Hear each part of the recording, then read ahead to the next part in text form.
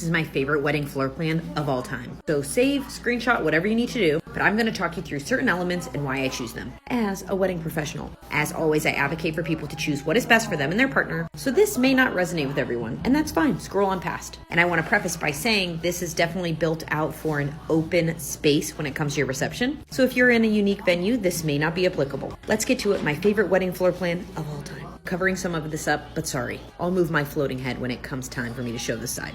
Let's start off. First off, I am doing a sweetheart table and not a bridal table. No head table here. That is because I think the head table takes up unnecessary space. And to be honest, a lot of people do not like sitting up there facing the crowd if their significant other isn't allowed to sit with them. We'll see 2 tables on each side of the sweetheart table. Those I like to designate for family. The grandparents, the parents, any siblings that are not in the wedding party, that is where I put them. They are VIP, up close and personal. Then you will see off to the side, there is a king's table to the left and a king's table to the right. Those will be the tables that I would designate for the wedding party. This allows you to put your wedding party at designated tables with their significant others. I think it is super important to have a designated table or spot for the parents and the wedding party because it will help tremendously after introduction so they know exactly where to go. It also helps the caterer if you are pointing out particular tables that are VIP that need to be served first before the rest of the guests or released to the buffet or stations before the rest of the guests. Moving on to below my floating head.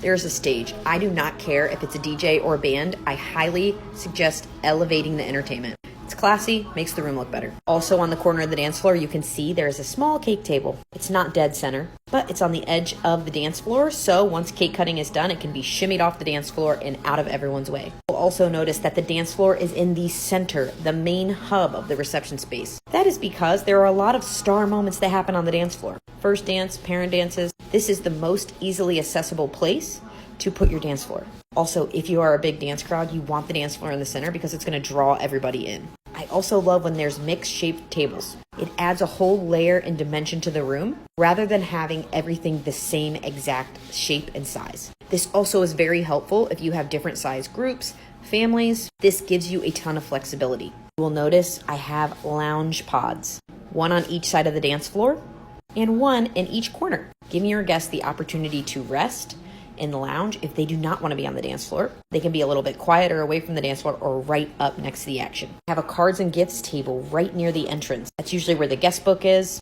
pictures of the couple. It's in a highly trafficked area because people will be going in and out of those doors, typically for the restroom and other items. That way it can't be missed. And usually I do a bar on each side of the room, but me, I'm a sucker for a statement bar. So you can see here I have about 16 feet minimum with 4 bartenders minimum.